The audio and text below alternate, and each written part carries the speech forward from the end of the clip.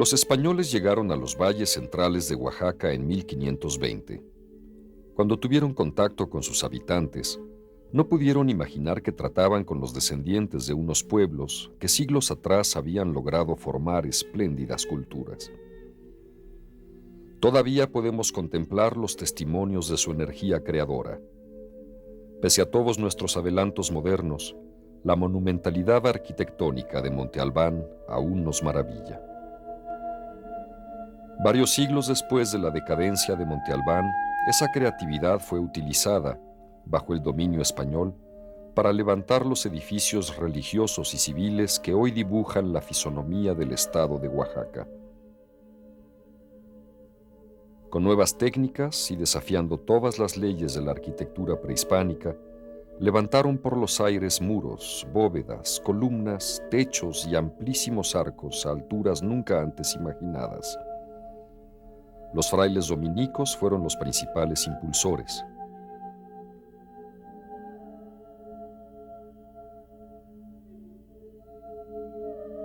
Para 1670 ya habían levantado 51 templos con sus respectivas casas conventuales.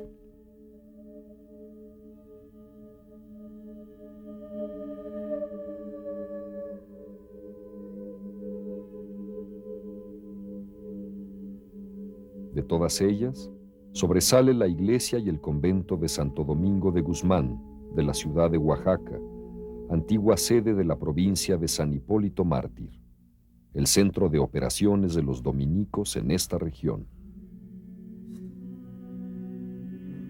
Un hito en la historia de la restauración de inmuebles antiguos constituye lo realizado en este magno convento, que después de muchas vicisitudes es ahora el Conjunto Cultural Santo Domingo de la ciudad de Oaxaca.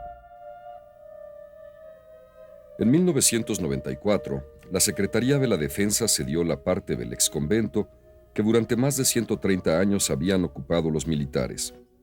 Pocos meses después, el Consejo Nacional para la Cultura y las Artes, a través del Instituto Nacional de Antropología e Historia, con el apoyo del Gobierno del Estado y la generosa colaboración de Fomento Social Banamex, se hizo cargo del inmueble y de su total restauración.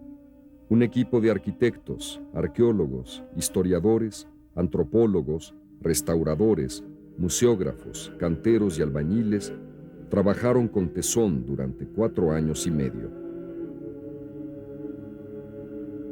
La experiencia de los efectos de los temblores motivó a los dominicos a levantar construcciones sólidas y atrevidamente elevadas, con muros anchos que resistieran el peso de los techos y el movimiento de la tierra. La reciente restauración respetó cuidadosamente la estructura original del edificio. Se consolidaron muros, pisos y techumbres, y se eliminaron elementos incorporados a lo largo del tiempo. Se optó sanamente por utilizar los sistemas constructivos tradicionales y se benefició de la gran experiencia artesanal de los oaxaqueños. El claustro principal es una muestra de transición de estilos, donde aún permanece el gusto gótico en las nervaduras de sus bóvedas.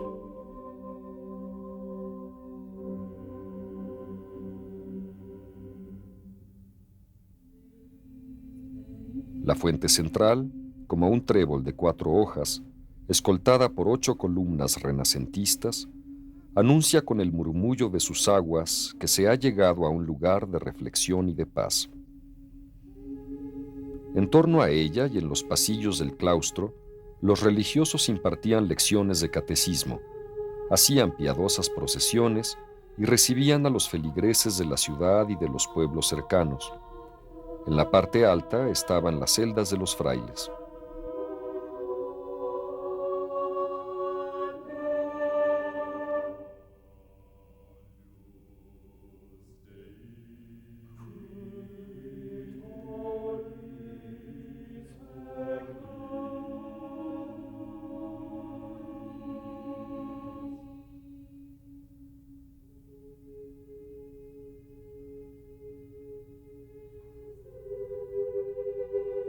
Su escalera monumental da ahora acceso a las salas que muestran la historia regional de Oaxaca. Fue diseñada, dice el padre Francisco de Burgoa, con la misma forma y traza que la del monasterio del Escorial. Pero cuando yo la vi allá, continúa Burgoa, eché mucho de menos la amplitud y adorno de la de mi convento.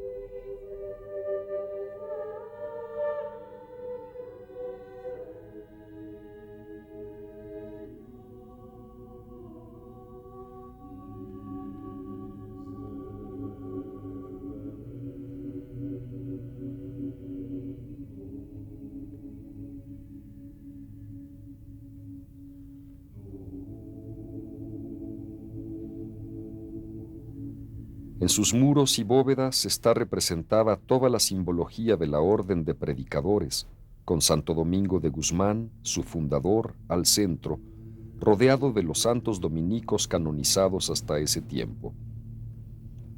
La magnificencia de este lugar es comparable con las más refinadas construcciones europeas de los siglos XVI y XVII.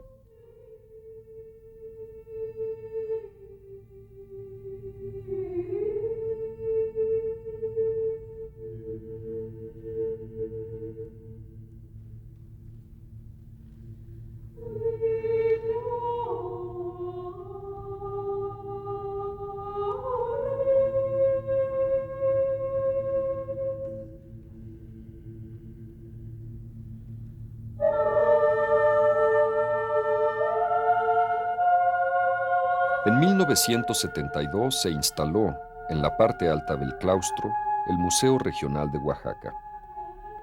Transformado y ampliado a 14 salas de exposición, ahora es el Museo de las Culturas de Oaxaca, el museo de historia estatal más moderno y completo del país. El panorama arqueológico e histórico de Oaxaca se hace presente. Modernas salas interactivas complementan la información.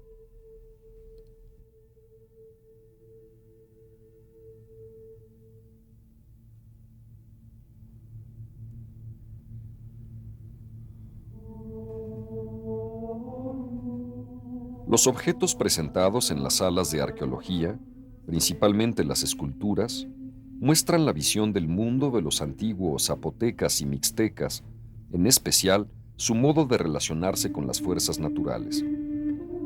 Estas espléndidas figuras policromadas dan cuenta del grado de cultura que lograron.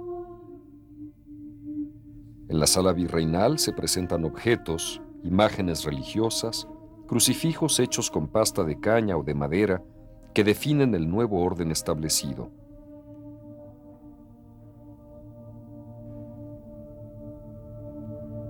Otra sala muestra instrumentos de trabajo común, arreos, campanas, balanzas y picas, el reflejo de la vida del hombre que se repite en su esencia, donde lo único que cambia son las huellas inconfundibles que cada época va dejando a su paso. El plan museográfico ha logrado conjuntar la arquitectura del inmueble con los objetos presentados, de tal manera que la contemplación de la belleza y la información van de la mano.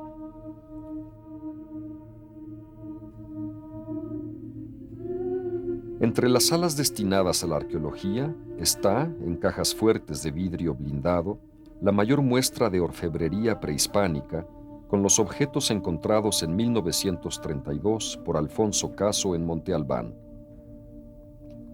Joyas en oro, plata y cobre, cristal de roca, turquesa y obsidiana, trabajadas con maestría por los mixtecos.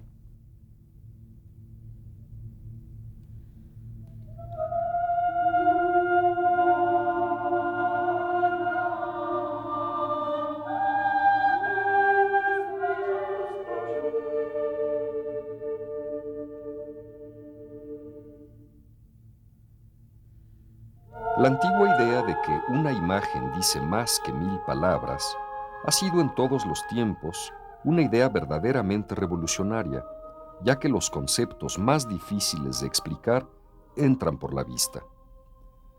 Esto lo sabían los misioneros del siglo XVI y no estaban equivocados. Su idea no era nada complicada y se puede resumir así. El mensaje evangelizador habría que realizarlo a través del arte.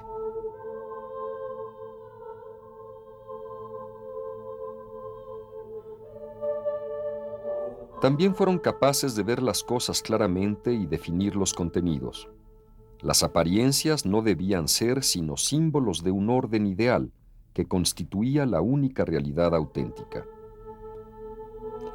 A partir de este principio, la fantasía y la devoción es lo primero que aparece en la sala de Dómina, llamada así en honor a la Señora, la Virgen María.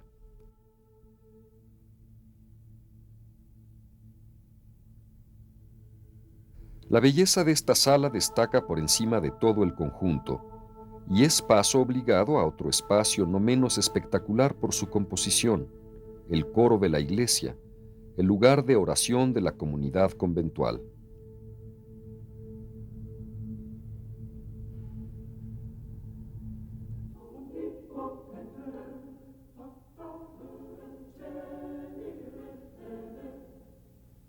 La cúpula de este coro está decorada con medallones de yeso policromado que van disminuyendo el medio cuerpo de los personajes a medida que se acercan a lo más alto, donde ya solo aparecen sus rostros. La división en gajos que se van abriendo de arriba a abajo amplían y enriquecen el diseño arquitectónico de esta majestuosa cúpula, única en su género en México. Todo el conjunto da la sensación de ser un enorme y antiguo álbum de recuerdos familiares.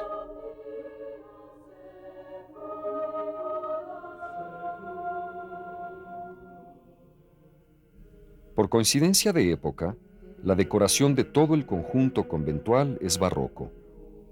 La amplia bóveda de cañón está totalmente decorada con estucos en yeso policromado que bajan hasta la base de los arcos de las capillas laterales.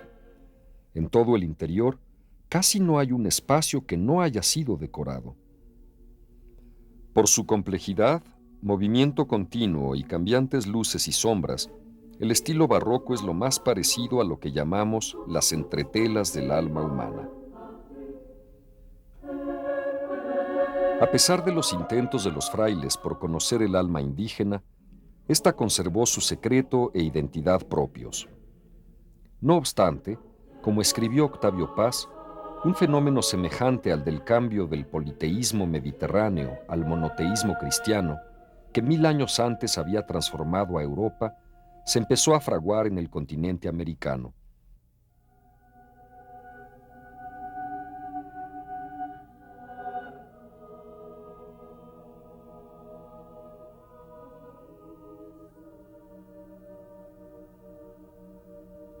En menos de medio siglo cambió el paisaje. Conventos, santuarios, capillas abiertas y nuevos conjuntos urbanos fueron levantados con la cooperación obligada o voluntaria de la mayoría indígena. En su primera época, este convento ejerció una acción de cohesión social similar a la que realizaron los primeros monasterios y abadías en Europa. Reunieron a los indígenas en pueblos que los mismos misioneros trazaron y organizaron, enseñándoles algunas industrias sencillas que en algunos pueblos aún subsisten, como la manufactura de telas en telar de pedales o la cría intensiva de animales domésticos. Alfonso Reyes llamó a esta generación de misioneros esos corderos de corazón de león.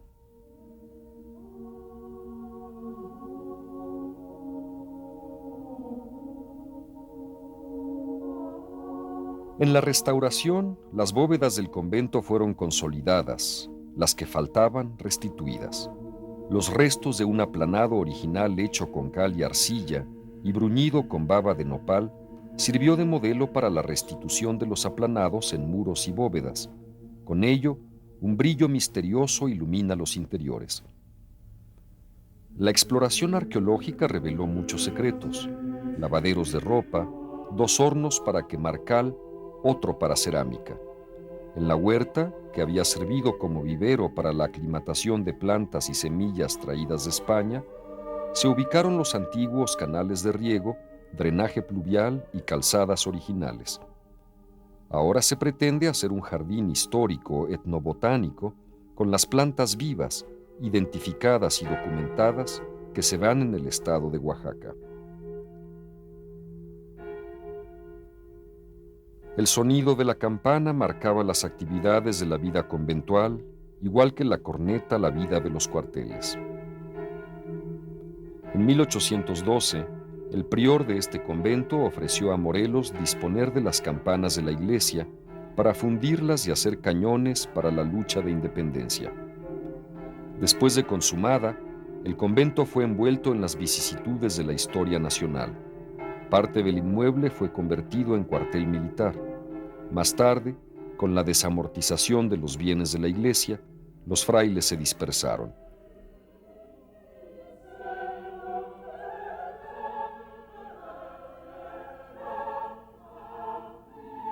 Para una orden cuyo principio rector es el estudio de la teología, la biblioteca era el segundo lugar más reverenciado del convento después de la iglesia.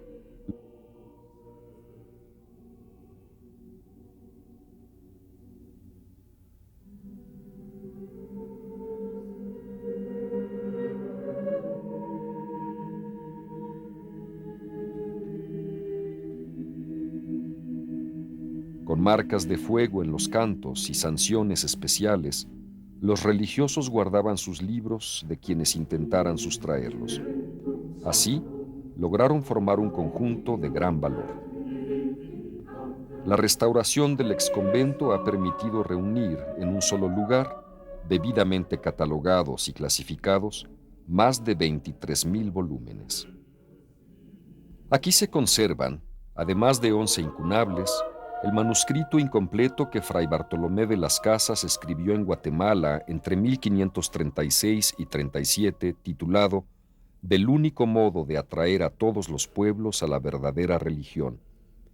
Libros de teología, filosofía, historia, derecho, medicina y botánica, vocabularios y doctrinas en lenguas indígenas, y libros que pertenecieron a las distintas órdenes religiosas establecidas en Oaxaca.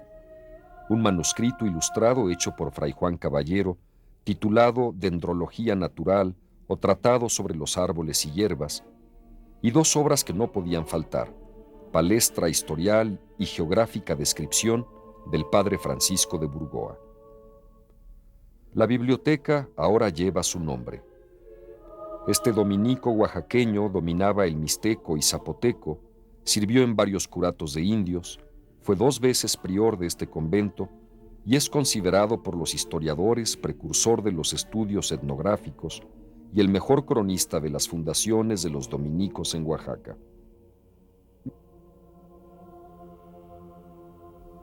La restauración de las pinturas murales y la ornamentación en yeso se hizo a partir de las descripciones que hace sobre ellas el padre Burgoa, además de la información arqueológica obtenida en las distintas áreas. De este modo, se recuperaron decoraciones íntegras de los siglos XVI, XVII y XVIII.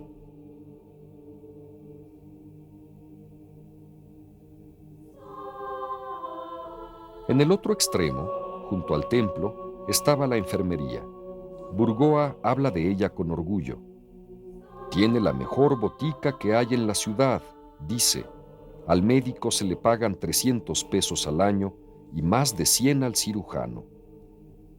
Ahora es el pequeño convento de los 5 frailes dominicos que ejercen su ministerio en el templo de Santo Domingo.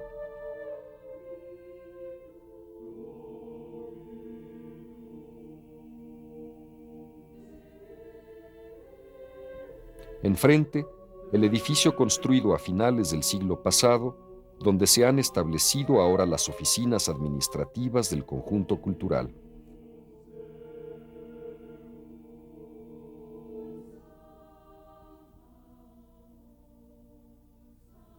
Dos hospederías eran parte importante y bulliciosa del convento. En ellas recibían albergue los funcionarios, los militares y los religiosos que iban de paso hacia Chiapas y Guatemala. Aquí llegaban las últimas noticias, los relatos largos y detallados, casi periodísticos, de los incansables viajeros. El lugar destinado a tiradero de basura y desperdicios conventuales, con el tiempo se convirtió en una mina valiosísima para los arqueólogos. De su interior se han sacado varias toneladas de piezas y fragmentos de vidrio, metales, telas, loza y cerámica, que ya han sido clasificados y estudiados. Con parte de ese material se ha logrado formar en lo que eran las letrinas del convento un museo de sitio y una excelente colección de cerámica colonial. Al principio los dominicos usaron mantas donde dibujaban los principales misterios de la fe católica y con un intérprete se hacían entender. Poco tiempo después, los ingenuos dibujos en mantas de algodón desaparecieron. Se empezaron a trabajar imágenes en piedra, yeso, madera y pintura que invadieron las paredes y los techos de los conventos e iglesias con la fuerza abrumadora de una cascada.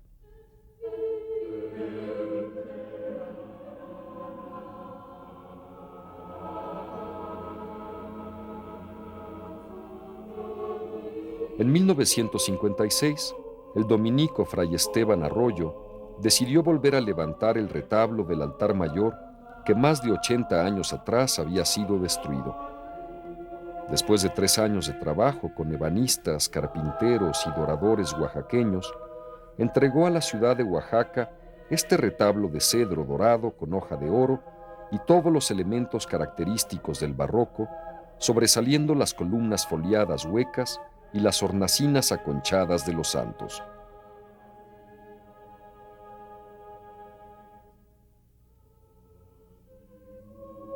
En el siglo XVII, todos los elementos del templo fueron decorados con la rica iconografía religiosa: patriarcas, profetas, Cristo crucificado, Cristo resucitado, la Virgen de los Dolores, la Virgen de la Asunción, los ángeles y los santos forman el conjunto decorativo de la cúpula de la iglesia.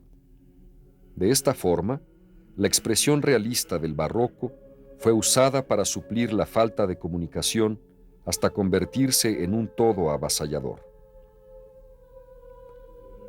El arte barroco floreció en Oaxaca como si hubiera tenido como modelo los tianguis de los pueblos o el gran mercado de la ciudad. En ellos se encuentran todos los elementos barrocos: diversidad de formas, abundancia, riqueza y colorido. La mano de obra indígena le imprimió su toque peculiar. Esto se observa claramente aquí, en la capilla de la Virgen del Rosario, construida en el siglo XVIII. Aun cuando su retablo mayor se volvió a construir en la segunda mitad de este siglo, la exuberancia decorativa está en todas partes. La cúpula y el pequeño coro de la capilla son una abrumadora representación de ángeles, santos y símbolos marianos, donde la glorificación de María es el tema principal.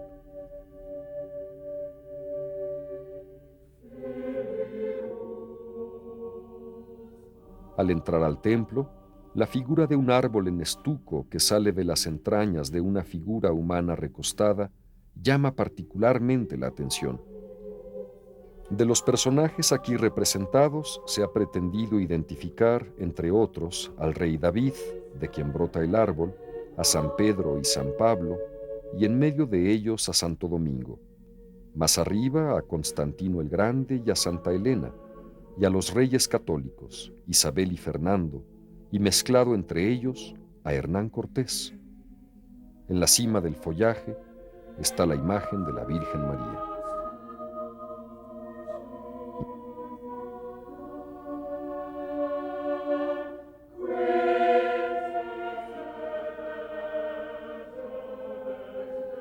Igual que Monte Albán, el antiguo convento de Santo Domingo de Guzmán, de Oaxaca, terminó su ciclo vital en el tiempo. Monte Albán ha quedado para la historia como un lugar arqueológico para ser estudiado y admirado. El exconvento de Santo Domingo es ahora, gracias a la restauración, el conjunto cultural más bello de México. Ambos permanecerán como testigos fieles de civilización y cultura para las generaciones venideras.